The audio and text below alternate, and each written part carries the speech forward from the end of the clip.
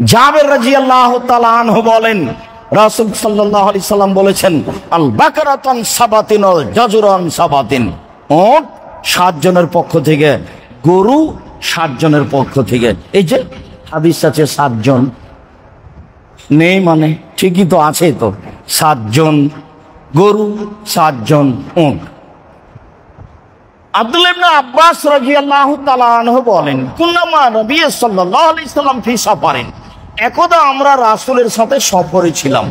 ফাহাজারাল আজহা, কুরবানির সময় চলে আসলো। ফাস্তারাকনা ফিল বাকারাতে সাবাতুন ওয়া ফিল বাইরাতে আশারাতুন।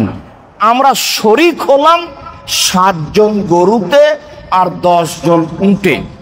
আমরা সফরে ছিলাম, কুরবানির সময় চলে আসলো, আমরা 7 জন অংশগ্রহণ আর 10 জন অংশগ্রহণ করলাম উটে।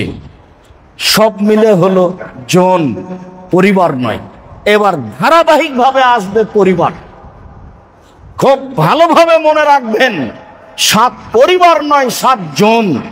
যখন 7 জন মিলে দিবে তখন সে ব্যক্তিগত হিসেবে নেকি পাবে, আর কুরবানি করতে হবে ব্যক্তি ও পরিবারের পক্ষ থেকে। কোনো দিন আমি বলিনি যে একটা গরুতে 7টা পরিবার অংশগ্রহণ করতে পারবে, এ কথা আমি বলিনি। তবে আমি উল্টা পথে শক্ত বলি না, যেমন কেউ বলছে, কে বলছে চলবে না, এরকম ভাষা আমি বলতে রাজি নই। মানুষকে কোরআন এবং সহিহ হাদিসের দিকে আগিয়ে নিয়ে আসার জন্য চেষ্টা করতে হবে।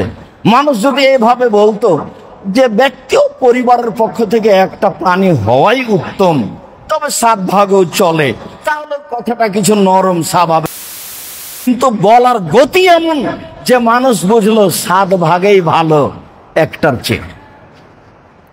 যেভাবে বলার গতি, জি না, 7 জন আর 7 পরিবার এক নয়, 7 জন আর 7 পরিবার এক নয়, 7 জন আর 7 পরিবার এক নয়, এটাই চূড়ান্ত।